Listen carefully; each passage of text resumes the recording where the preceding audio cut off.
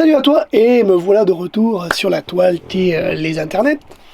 Oui, je sais, j'ai pas fait de vidéo depuis un bon moment. J'avais commencé des montages sur mon voyage au BC, j'ai jamais fini. Et avec toute honnêteté, je pense que je le finirai jamais parce que j'ai pas le goût. T'as eu les photos, je pense que c'est déjà pas mal. Aujourd'hui, je te fais une vidéo un petit peu spéciale. Je sais que je suis un petit peu en retard parce que ça fait un petit bout que l'événement est passé. Mais en fin de compte, c'est maintenant que j'ai envie de la sortir, donc c'est maintenant que je vais la tourner. Je vais te parler de l'éclipse solaire totale que j'ai vécue le 8 avril 2024. Pourquoi j'ai envie de t'en parler? Parce que oui, je t'ai déjà partagé les photos. Mais je voulais t'en parler parce que c'est quelque chose que j'ai vraiment vécu à 200%. Et quand je te dis à 200%, c'est vraiment à 200%. Autant l'avant que l'après. Et donc autant te dire que j'ai quelques petites choses à comment t'expliquer. Quelques petites choses à t'expliquer et à te détailler de ce que j'ai ressenti et surtout de ce que j'ai pu voir. Et vraiment, ça vaut vraiment le coup, en tout cas pour moi, que je te l'explique.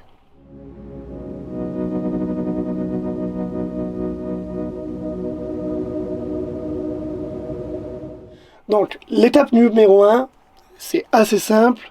C'est assez simple, oui et non. C'est trouver l'emplacement de l'éclipse. Enfin, l'emplacement où je vais aller pour voir l'éclipse. Avec l'étape 1, il y a aussi s'arranger à ce que avec la job, je sois à la maison. Parce que comme tu sais, je suis camionneur et je pars à la semaine. Et donc forcément, il faut calculer tes affaires longtemps à l'avance. Et encore là, il faut se laisser du loose parce que les pannes mécaniques, les retards chez des clients, c'est quelque chose de courant dans le transport. Et donc, je voulais vraiment mettre toutes mes chances de mon côté. Il était hors de question que je rate l'éclipse 2024. C'est certain, sur qu'elle était pas loin de la maison. Ensuite, donc, l'étape 1, la deuxième partie, si je puis dire, c'est trouver où est-ce que je vais. Ok? Donc, bien évidemment, j'ai regardé un petit peu en avance, mais c'est surtout Dame Météo qui allait diriger la danse. Ben oui, parce que tu peux dire, je vais aller proche de l'épicentre, de la trajectoire d'éclipse, mais finalement, s'il pleut, tu verras pas grand-chose. Donc, voilà. Donc, exactement comment ça s'est passé, je vais t'expliquer, je vais être 200% transparent, comme ça si jamais tu prévois un jour de voir une éclipse, tu vois un petit peu comment j'ai programmé ça. En fait, j'ai une application qui est, en plus c'est sympa, parce que c'est fait par des Québécois, donc je vais te mettre un petit peu alors bien évidemment la vidéo du téléphone a été faite après l'éclipse, donc je sais pas trop qu'est-ce que ça va donner, mais en gros je vais te montrer comment c'est présenté. Donc c'est plutôt sympa, tu vois en fait l'ombre du soleil, enfin l'ombre de la lune est environ de 110 km, ok, sur la planète Terre, le départ, ok. Donc l'épicentre c'est environ au 50 au milieu, hein, donc tu as 50 d'un côté, 50 de l'autre, ou 55 d'un côté, 55 de l'autre, environ. Et l'épicentre c'est là où la durée de la nuit va être le plus long, en fait. Tout simplement. Donc, dans mon cas, le plus proche que j'avais, c'était 2 spots. Enfin, non, le plus proche que je pouvais avoir, donc c'était l'épicentre, et c'était 3 minutes 30 ou 3 minutes 40, un truc comme ça. De souvenirs, hein, bien évidemment. Et donc, pour moi, c'était de savoir où j'allais. Donc, j'avais regardé, effectivement, le Québec. Il y avait le Québec, mais le Québec, c'était quand même 3 heures de route entre Magog et Mégantic. Ce qu'il faut savoir, c'est que mon Mégantic, il y a un observatoire, et l'observatoire, c'était certain que ça allait être blindé. En plus, je le savais pas, mais il y avait des places comptées. C'était un peu logique aussi, donc en fin de compte, c'était même pas une option. Donc, moi, tout de suite, je me suis dit, je vais à un endroit où il n'y a personne.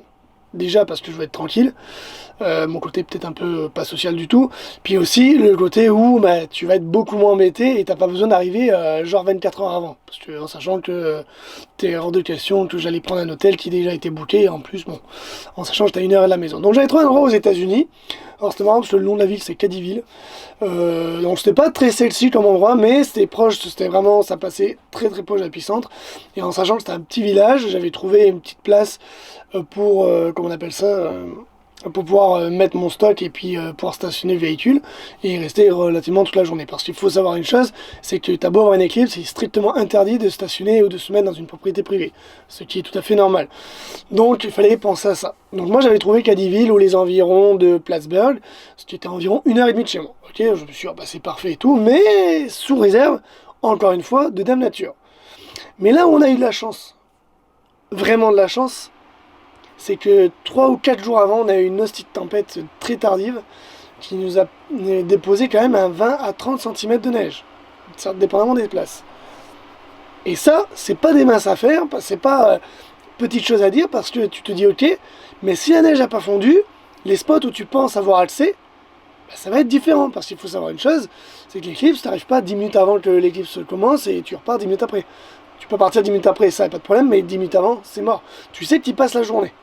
Donc les pieds dans la neige et compagnie, c'est moyen. Ok. Bon, finalement, la tempête se passe. Finalement, elle a refondu assez rapidement. Les températures remontaient quand même très rapidement. Donc voilà. Donc après, on s'est dit, bon, je regarde Cadiville, je vois météo très bonne. Bon, bah, tout va bien. Donc pas de souci. Je rentre de voyage et puis donc j'avais une activité de vélo et voilà. Donc je rentre l'éclipse, je pense que c'était un lundi, si je dis pas de bêtises. Je rentre le dimanche fin d'après-midi, voire très fin d'après-midi. Bon, j'avais pas mal préparé le stock, mais voilà, il fallait tout finir de pacter et tout pour le lendemain matin. Il fallait surtout ne pas se coucher trop tard parce que j'étais quand même pas mal fatigué. Et donc, parce que moi j'étais revenu le dimanche matin, vélo toute la journée, et je suis rentré le dimanche soir, et puis le lundi matin, il fallait repartir de bonne heure. Et en rentrant, donc, je me suis dit, je vais vérifier la météo. Ok. Et ça, c'est l'étape numéro 2, la météo. Ok. Et là, je me rends compte qu'à Cadiville, à partir de 14h, ils annoncent des nuages. Pas des gros nuages, mais un voile qui va se diriger vers des nuages plus conséquents. Donc là, je me dis, bah, Cadiville, c'est mort. Je prendrai aucune chance, en tout cas si j'ai le choix, de me retrouver déjà à passer la frontière américaine. J'avais mon I-94 à renouveler, enfin bref. En plus, pour arriver à un endroit où il va juste y avoir des nuages, en fait. Non, c'est mort. Donc je regarde sur l'application du Québec, là, qui a été fait par des Québécois, qui est vraiment pratique, et pour vrai, c'est merci, en plus elle est gratuite, donc c'est merci à eux. Et finalement, je regarde dans le côté, vers l'est, hein, j'avais plus le choix, et là je regarde, donc le Maine c'est mort, heureusement, parce qu'il y avait quand même 5h30 de route, sur le côté c'était pas plus mal, mais par contre je me rends compte que Sherbrooke, Sherbrooke, Magog et Mont-Mégantic, on est sur une bonne phase où les nuages vont arriver plus tard. C'est-à-dire que vers 14h aux États-Unis, un léger voile, et nous c'était vers 16h. Pour quel heure au hasard, j'en sais rien. Donc je me dis, ok, bon, c'est inclus plus de routes, donc se lever plus tôt, avoir plus de monde que ce que je pensais. Mais bon, je regarde vite fait sur Google, je regarde près de Mont-Mégantic, parce que c'était vraiment très proche, mais je me dis, Mont-Mégantic c'est mort, il n'y a rien au bord d'un lac, parce que je voulais être quand même au bord de l'eau si c'était possible. Et il y avait une petite place de parking, mais je me dis, à mon avis, ça va être blindé. Et puis en plus, je savais pas trop à quoi ça ressemblait, j'ai regardé sur Street View, si c'était pas trop obstrué, mais bon, c'était pas fou, quoi, tu vois. Donc finalement, j'opte pour Magog. Je me dis, écoute, je vais aller à Magog, donc changement de programme dernière minute, je m'en vais à Magog, c'est 3 heures de route. Donc on part là-bas, on arrive là-bas et tout va bien. Maintenant, je vais passer sur l'étape numéro... alors, je vais te passer l'étape numéro 3, dans le sens que je ne te parlerai pas du matériel, de l'installation du matériel, j'ai pris aucun cliché, donc ça va être plate. Moi, je vais te parler de l'étape où l'éclipse va commencer, en fait, l'étape numéro 3, c'est le commencement d'éclipse.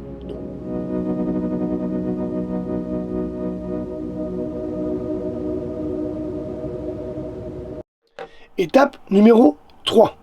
Donc, l'étape numéro 3, c'est très simple. Le soleil, enfin la lune commence à chevaucher le soleil. Ok. Donc moi je vais te parler du premier quart. Parce qu'au début, bon, moi j'ai regardé, forcément c'est sympa. Mais vraiment là où ça devient intéressant, c'est que où tu commences à sentir des choses. C'est à peu près à un quart de couverture. Donc un quart de couverture du soleil. Tu commences légèrement, si tu le sais, à avoir une légère, mais très très légère, sensibilité, enfin changement un petit peu d'intensité de lumière, ok. Donc c'est plutôt sympa. Tu arrives entre le quart et la moitié. Là tu te rends compte, en plus moi j'étais au bord du lac Magog du coup. C'est le lac Magog si je dis pas de bêtises. Au pire je mettrai en dessous si je dis du bêtises. Ensuite, entre la moitié, la moitié, je dirais bien la moitié. Tu commences vraiment à avoir une différence de température, plus la luminosité qui change. En plus avec le reflet de l'eau du lac, vraiment tu vois que c'était vraiment différent. C'est un peu comme un nuage semi-opaque et semi-pas opaque. Et en fait, tu sais, qui passe devant le soleil, ça fait comme une ombre, mais pas franche en fait. Tu vois, bah, là c'était un peu le même principe, sauf qu'il n'y avait pas de nuage dans le ciel. Et par contre, quand tu arrives aux trois quarts, là il se passe vraiment beaucoup de choses. Parce que, beaucoup de choses. La lumière est vraiment intense, c'est vraiment fou. La lumière, la baisse de luminosité est très très intense. Et en fin de compte, tu te retrouves vraiment à ressentir la température qui baisse. Mais dans notre cas, on avait un petit peu de vent avant, qui n'était pas chaud bien évidemment. Et ben là, il s'est arrêté. À peu près à 3/4 de couverture, le vent s'est arrêté. Un silence oui et non, parce que moi il y avait du monde, mais vraiment tu sentais que il y avait quelque chose, quoi. Tu vois, il y avait quelque chose qui se passait. Donc ça c'était vraiment cool. Je vais dire l'étape numéro 4.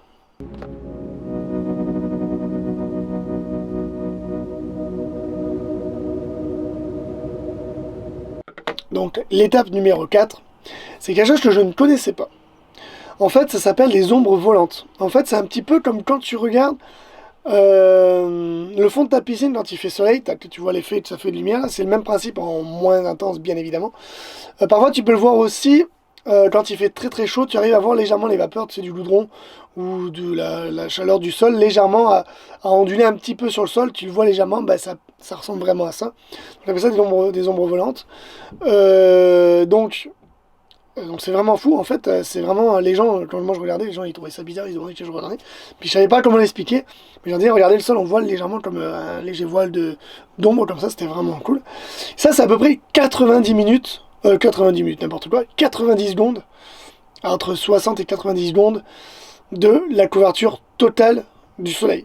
Donc là t'es vraiment dedans, là. Tu te dis là, on est vraiment dans le sang, dans le vif du sujet quasiment là, donc là maintenant il faut tout profiter, et moi dans mon cas, gérer mes affaires au niveau des caméras qui étaient déjà en route depuis longtemps, mais en gros, gérer bien mes affaires, vérifier que tout fonctionne bien et que c'est... Bon, ça faisait déjà un timelapse depuis le début, mais voilà, enfin bref. Donc ensuite, on passe à l'étape numéro 5, du coup.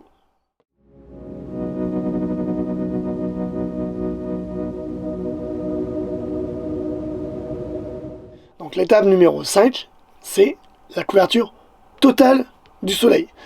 Donc là, c'est au moment où tu peux enlever tes lunettes et au moment où il fait noir. Et quelque chose qui est vraiment dingue, et je ne saurais pas comment te le retranscrire au travers de mon objectif, mais dis-toi une chose. Alors déjà, je vais te dire les effets que ça a fait. Bon, déjà, bien évidemment, température plus basse. Plus de luminosité, quasiment plus en tout cas. Lampadaire qui s'allume, les gens sont tous émerveillés, c'est super beau. Limite, plus trop de bruit, donc ça c'est vraiment cool. Et en gros, les animaux, s'il y en a, ils sont partis se coucher limite. Ça les fait quand même pas mal.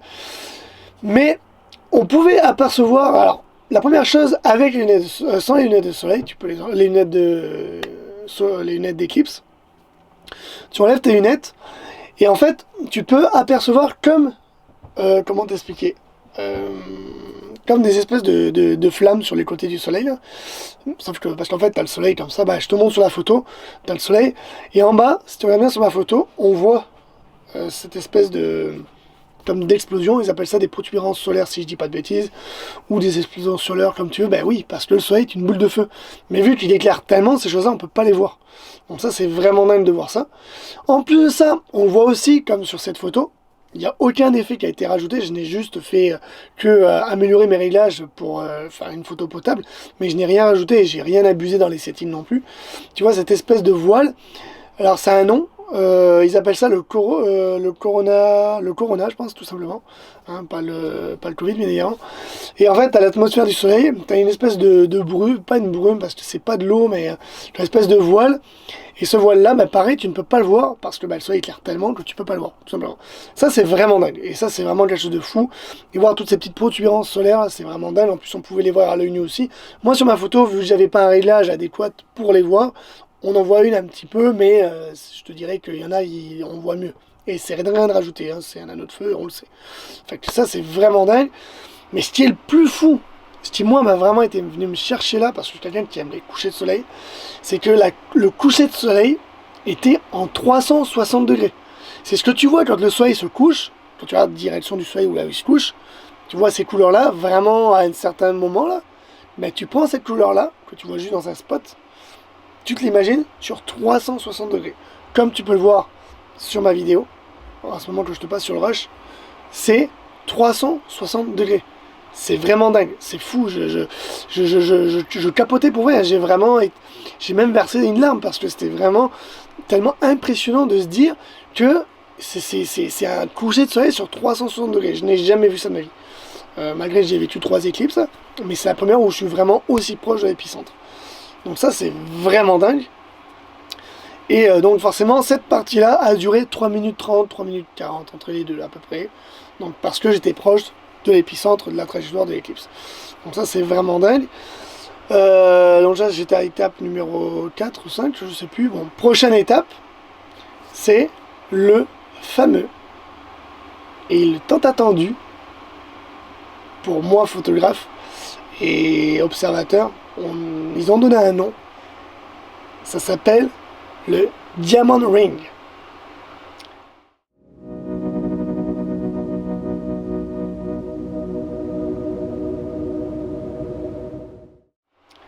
C'est juste fou, l'anneau de diamant. Et pourquoi on appelle ça le Diamond Ring? Avec mon super accent anglais, c'est ce que tu peux voir maintenant sur la photo. Alors oui, j'ai partagé cette photo sur mon compte. Avec toute honnêteté, je ne pensais pas l'avoir. Je suis franc avec toi. Le Corona, je l'ai vu, je l'ai eu, pas de problème. Mais le Diamond Ring, je ne pensais vraiment pas l'avoir. Dis-toi une chose. Je te laisse regarder la photo, on t'explique en même temps.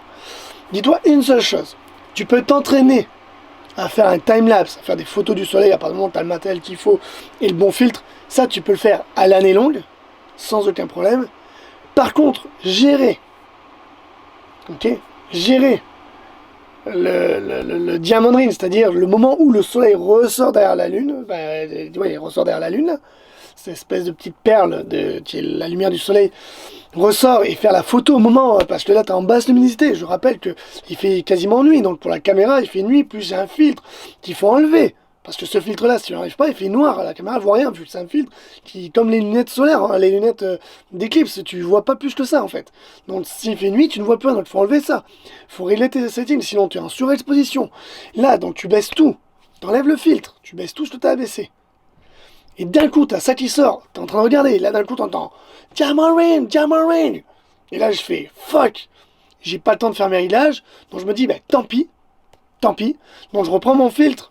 Je le remets, pap, et en même temps, en fait, ce qui s'est vraiment passé, c'est le moment où j'avais mes lunettes, j'avais enlevé mes lunettes, et au moment où j'entends Diamond Ring, donc là je regardais la lune forcément, enfin le soleil lune, et en fait, donc j'ai vu une fraction de seconde avec mes yeux, je sais que c'est pas idéal, mais ça va tellement vite, donc là j'ai remis mes lunettes, j'entends gueuler Diamond Ring en même temps, tout ça en même temps, je suis tabarnouche, faut que je remette donc là je dis tant pis pour le Diamond Ring, je l'aurai pas, mais je vais juste pas foirer la suite, donc je remets mon filtre, je refais mes réglages, et puis c'est tout. Donc là, je vis la sortie, c'est waouh, tout le monde est ouf, tout le monde est gueule de joie, c'est magnifique, et puis voilà. Donc toutes les étapes qu'on a eues avant, elles se refont dans l'autre sens. Ok? Donc l'éclipse est officiellement le plus, entre guillemets, le plus important pour la plupart du monde, est fini. Ok? Donc moi, j'ai continué à filmer jusqu'à que la lune soit complètement repartie de l'autre côté du soleil. Parce que c'est quelque chose qu'on voit qu'une fois, j'ai fait 3 heures de route, aller-retour c'est 6, donc clairement je veux en profiter un maximum, parce que c'est quelque chose de très beau, et puis voilà. Mais, parce qu'il y a un mais, il faut se le dire, il y a un mais, c'est que la photo du Diamond Ring que tu as vue, à la base, avec toute honnêteté, je pensais pas l'avoir. Je ne pensais pas l'avoir. Je sais que ça peut paraître bizarre, tu dis ouais mais là c'est bon, c'est une photo et machin, mais c'est vraiment impressionnant de dire un truc que tu ne vois qu'une fois, que tu n'es pas supposé voir 15 000 fois dans ta vie. Tu peux pas t'entraîner en photo, hein, parce que tu peux pas t'entraîner Diamond Ring, c'est quelque chose, ça arrive, c'est en une fraction de seconde là, il faut que tu réagisses, tes réglages, tes machins, puis c'est pas juste je règle un truc, il faut que je règle tout mon triangle d'exposition. C'est énorme en fait, hein, je rentrerai pas dans les détails. Et là tu te dis je l'ai. Je l'ai, en plus, je l'ai pas découvert tout de suite, parce qu'après, moi ça a filmé, j'ai parlé d'autres gens, en plus je devais travailler le lendemain, donc là j'ai ma compagnie qui m'avait appelé, donc j'ai pas pu regarder ce que j'avais, puis j'avais tellement de photos, un timelapse toutes les minutes, clairement, pendant quasiment 3 heures, je peux te garantir que ça en fait des photos, donc tant pis, en fait, je verrai à la maison ce que j'ai recueilli, simplement. Et c'est quand j'ai regardé mes photos, forcément, j'ai été voir les premières photos, voir si tout n'était pas flou, si la mise au point était bonne. Bon, j'avais un objet, un écran déporté, donc ça m'aidait de mieux en voir, comme si tu as mon Snapchat, tu as pu voir. Mais, quand j'ai vu que j'avais le Diamond Ring, je revivais l'éclipse une deuxième fois, pour vrai. J'ai pas versé l'arme à l'œil, mais c'était pas loin. Mais je me suis dit, j'ai le Corona Ring, si on peut appeler ça. J'ai le Diamond Ring. En plus, j'ai la chance d'avoir une légère protubérance, elle est pas très visible, mais elle est là, elle a le mérite d'exister sur ma photo en tout cas. Et j'ai j'ai le Diamond Ring. Et en plus, le seul défaut, le seul petit défaut que je pourrais dire sur cette photo, peut-être que tu ne l'as pas vue, c'est légère aberration chromatique qui est due, je ne sais pas, probablement l'inclinaison du soleil par rapport à l'objectif, hein, probablement, que j'ai pu rattraper un petit peu, mais c'est sûr que ça fait pas des miracles, mais j'ai mon Diamond Ring. Et ça, c'est une fierté pour moi parce que c'est très dur. Je sais que ça peut paraître bizarre, mais en photographie, je ne veux pas me faire des caisses non plus. Je ne veux pas dire que je suis un meilleur photographe du quoi que ce soit. Non. Mais c'est extrêmement dur en sachant que j'avais ma caméra, donc celle qui filme, c'est un caméscope.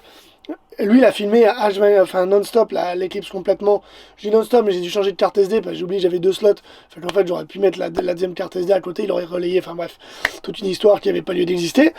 Mais, donc j'avais ma caméra qui filmait, j'avais ma GoPro qui filmait. Donc le téléphone, juste le temps de faire le 360 degrés comme tu as pu voir avant. Et j'avais ma caméra principale, donc l'appareil photo, qui lui, avec le gros lance-roquette et tout ce qui va bien avec l'écran des portables, en plus j'avais plugué une batterie, il existe un fil où le bout c'est une batterie qui va dans l'appareil photo et l'autre bout c'est sur le 110. Donc j'avais pris ma batterie portable du 110 avec pour être sûr que ça s'arrête pas. Plus, il faut suivre, parce que moi, j'ai pas un trépied solaire. Parce qu'il existe des beaux trépieds, là, où tu fais ton réglage et il suit le soleil. Mais ça vaut pépette, et je fais pas cette photo d'astrophotographie. Je fais pas assez d'astrophotographie pour investir dans un trépied comme ça. Donc, c'est sûr que sur le moment, tu dis, si j'avais su, j'en aurais acheté un, mais après, tu dis, ouais, non, fait compte, c'est quand même un gros billet. Pour l'utiliser une fois, tous les 10 du mois, encore, je suis bien gentil. Non, j'aurais peut-être pu le louer, effectivement, mais voilà, ça n'a pas été le cas. Donc, j'ai dû suivre, ok.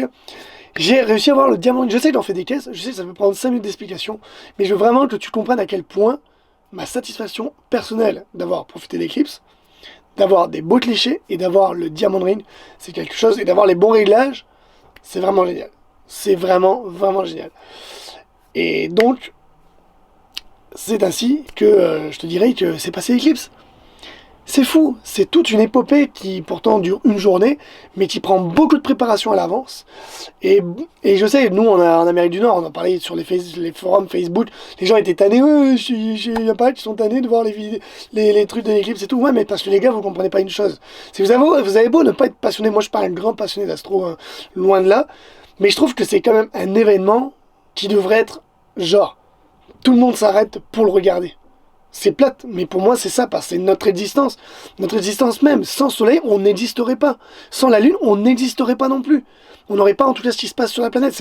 C'est dingue de se dire que entre guillemets, deux astres, parce que je pense que le soleil c'est aussi un astre et la lune de même, deux astres se chevauchent et il se passe quelque chose sur la planète Terre. On a une planète qui a vraiment le mérite d'avoir des choses magnifiques. De voir la sensation, parce qu'il y a à voir, mais le ressenti, la température, le vent qui s'arrête, l'ambiance, enfin tout, et d'être nous, en tant qu'être vivant, et capable de voir ça, d'être ressentir ça, de le comprendre. Je trouve ça vraiment, c'est l'essence même de notre existence, et je veux pas faire une philosophie de comptoir, ou une philosophie d'existence, mais c'est vraiment une réalité. Et moi, c'est ça que j'ai ressenti. C'est ça que j'ai ressenti au fond de moi-même, et la préparation, que tout ça, ça m'a pris, que la pression que je m'étais mis en me disant oui, je veux faire des belles photos, mais je veux aussi en profiter. Mais mon côté photographe passionné de photos, disait ouais, mais il faut faire des belles photos. Que tout ça, tout s'est bien imbriqué, tout a bien été, et la météo était parfaite. Je te dis, on a eu une tempête de neige 3-4 jours avant. Et en plus, c'était gris, on n'était pas sûr de ce qu'on allait avoir.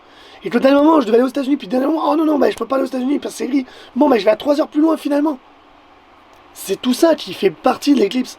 L'éclipse est une aventure en soi. Et je sais que ça peut paraître bizarre, mais c'est une aventure en soi. Et c'est une très belle aventure. Très très belle aventure. Et si un jour tu as l'opportunité de vivre ça en vrai, ben vis-le, fais-le, n'hésite pas à faire 500 km, 1000 km s'il faut. Si tu as les moyens, tu peux le faire, fais-le parce que je te garantis que ça en vaut vraiment la peine. Et tant qu'à se déplacer, l'épicentre du trajet, parce que c'est vraiment, vraiment, là on peut le dire, l'Amérique, c'est le summum de ce que tu peux voir. Et vraiment, avec des lunettes, tu peux déjà voir de belles choses. Tu n'as pas besoin d'avoir un matos à 15 000 euros, là, 15 000 $, peu importe. Tu prends des lunettes à 3 $ ou à 2 euros, là, et tant qu'il y a bien le fameux ISO correctement, là, tu vas te régaler. Tu vas te régaler.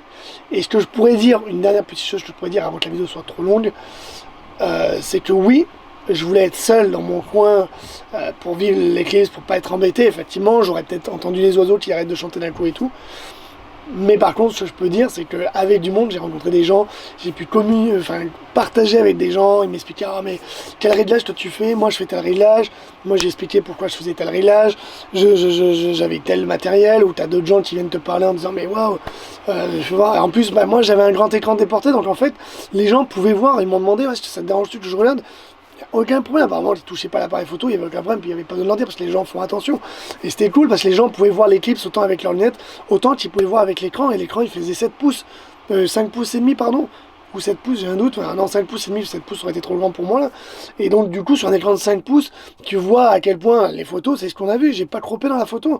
Donc les gens, bah forcément ils ont kiffé, et voir le Corona, c'est pareil, tu vois pendant 3 minutes le Corona, c'est magnifique, et en fait, voilà, j'ai pu partager ça avec des gens, et c'était vraiment cool, vraiment, mais vraiment cool. Et c'est pour ça que je te dis encore une dernière fois, si tu peux vivre ça, vis-le parce que ça vaut vraiment la peine d'être vécu. Voilà, sur ces belles paroles de ce que tu veux, moi je dirais des belles paroles à la Zimmer, je te dis que la vidéo s'arrête ici, c'est plutôt pas mal, j'espère qu'elle va pas être trop longue. J'espère que mon petit retour te fait plaisir, moi en tout cas il me fait plaisir parce que j'ai envie de le faire, donc c'est cool. Et puis j'ai pas mal de petites vidéos que je vais te montrer, alors je vais faire quelques petites vidéos matos parce que j'aime faire ça.